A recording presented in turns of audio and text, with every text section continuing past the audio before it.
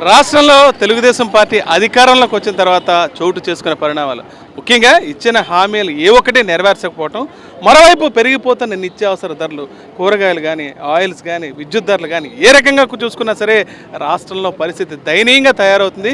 ఈ పరిస్థితిని నిరసిస్తూ రాజమండ్రి మాజీ ఎంపీ మార్గాని భరత్ ఒక ఆందోళన కార్యక్రమాన్ని తెరదీశారు.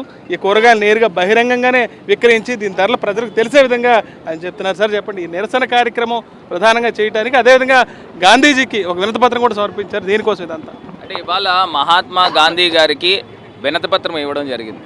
ఎందుకంటే ఎన్నో ఆశలు రేపి ప్రజలందరికీ కూడా ఇవాళ కూటమి ప్రభుత్వం అధికారంలోకి వచ్చిన తర్వాత వారు ఏవైతే హామీలు ఇచ్చారో ఈ హామీలు అన్నిటిని కూడా తూట్లు పొడుస్తున్న పరిస్థితులు. ఇవాళ ఉల్లిపాయలు ధర చూస్తే సుమారుగా 60-70 రూపాయల కిలో పలుకుతూ ఉంది. టమాటాలు ధర చూస్తే సుమారుగా 80 రూపాయలు పలుకుతూ ఉంది. ఈ కొత్తిమీర కట్టండి 40 నుంచి 60 రూపాయలు జరుగుతుంది. అసలు ఎక్కడికి వెళ్ళిపోతూ ఉన్నాము? నిత్యావసర వస్తువులు ఆకాశాన్ని అంటుతూ ఉన్నాయి. పేద ప్రజలు, మధ్యతరగతి, దిగువ మధ్యతరగతి ప్రజలు బతికే పరిస్థితులు ఉన్నాయా అని అడుగుతా ఉన్నా. మరి ఇదే చంద్రబాబు నాయుడు గారు ఎలక్షన్ టైంలో నాణ్యమైన కరెంటు రేట్లు తగ్గిస్తామని చెప్పిన చంద్రబాబు నాయుడు గారు ఇవాళ రేట్లు పెంచే కార్యక్రమం చేస్తున్నారు. నాణ్యమైన కరెంట్ ఎటూ లేదు. ఇవాళ సూపర్ 6 హామీలు ఇచ్చారు. రైతు భరోసా చెప్పారు, లేదు, కనబడట్లే. తల్లికి వందనం అన్నారు, కనబడట్లే. నిరుద్యోగ భృతి అన్నారు, కనబడట్లే. మహిళలకి 18,000 రూపాయలు ఇస్తా ఉన్నారు, అది కూడా చేయట్లా. ఫ్రీ సిలిండర్లు అన్నారు, చేయట్లా. ఉచిత బస్ అన్నారు, చేయట్లా. అంటే ఇన్ని రకాలైన అబద్ధాలు ఆడుతూ ఇవాళ అధికారంలోకి వచ్చి మరి ఇవాళ గాంధీ జయంతి సందర్భంగా మద్యము ఏర్లై పారిచ్చే విధంగా చేస్తూ ఉన్నారు.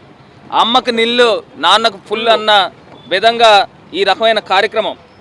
మరి ఇంత దారుణమైన కార్యక్రమాలు చేస్తూ ఇవాళ మద్యం రేట్లు తగ్గించి అంటే ఇంకా మద్యపానం ఇంకా పెంచండి, ఇంకా తాగండి అని చెప్పే విధంగా చేస్తూ ఉన్నారా అని అడుగుతా ఉన్నాం. అమ్మకు సున్నము, నాన్నకు మద్యం. మరి ఈ రకమైన క్యాప్షన్స్తో ప్రజలకు కూడా అర్థం కావాలి. ప్రజలకు కూడా ఈ కూటమి ప్రభుత్వం వచ్చిన తర్వాత ఏ రకమైన కార్యక్రమాలు చేశారు. అదేవిధంగా ఈ కరెంటు ఛార్జీలను కూడా ఇప్పుడే ఇమీడియట్గా ఉపసంహరించుకుని రేట్లు యథావిధిగా ఉంచే విధంగా చంద్రబాబు నాయుడు గారు ప్రభుత్వము నిర్ణయాలు తీసుకోవాలి.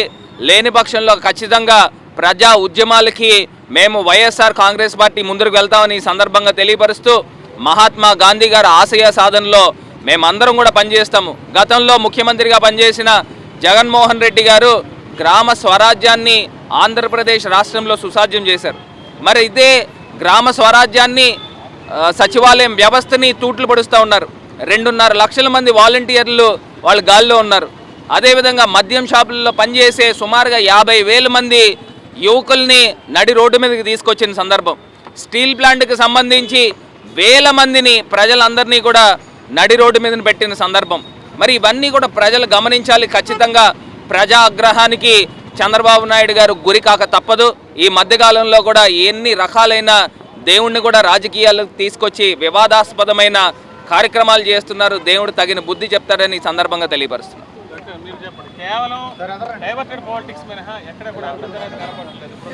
సరే, ఈ రాష్ట్రం ఒక ముగ్గురి చేతిలో ఇరుక్కుంది. ఒక సెనైల్ డిమెన్షియా ఉన్న వ్యక్తి, ఒక పిచ్చి ఉన్న ఒక వ్యక్తి, ఒక అమాయకుడు, ఈ తెంగరోడు, ఈ ముగ్గురు కలిపి రాష్ట్రాన్ని అధోగతి పాలు చేస్తున్నారు. గాంధీ జయంతి సందర్భంగా వారికి మంచి బుద్ధి ప్రసాదించి ఈ రాష్ట్రాన్ని సుసంపన్నం చేయాలని చెప్పి కోరుకుంటున్నాం. అహింస పరమోధర్మం అని చెప్పిన గాంధీ గారు సత్యమేవ జయతే అనేవి రెండు కూడా మన జీవన విధానం కావాలని చెప్పి కోరుకుంటున్నాం. అదేవిధంగా కష్టే ఫలి అనే దానికి నిదర్శనం లాల్ బహదూర్ శాస్త్రి గారు. జై జవాన్ జై కిసాన్ అనే నిదానం ఇచ్చి దేశాన్ని రక్షించడానికి జవాన్ ఎంత అవసరమో ఈ దేశం లోపల ఉన్న వ్యక్తులను కాపాడడానికి రైతు అంత అవసరం అని చెప్పిన వ్యక్తి లాల్ బహదూర్ శాస్త్రి గారు. ఈ ఇద్దరి జన్మదిన సందర్భంగా ప్రజలందరికీ శుభాకాంక్షలు అందజేస్తూ ఈ రాష్ట్ర పరిపాలకులకు మంచి బుద్ధి ప్రసాదించాలని చెప్పి భగవంతుడు కోరుతున్నాం. ప్రధానంగా రాష్ట్ర ప్రభుత్వం అనుసరిస్తున్న విధానాలు ఏవైతే ఉన్నాయో ప్రజా వ్యతిరేక విధానాలను తీవ్ర స్థాయిలో నిరసిస్తూ ఈ ప్రదర్శన చేపట్టామని మాజీ ఎంపీ భరత్ చెప్తున్నారు. రాజమండ్రి నుంచి Vijay Harish for Sakshi news.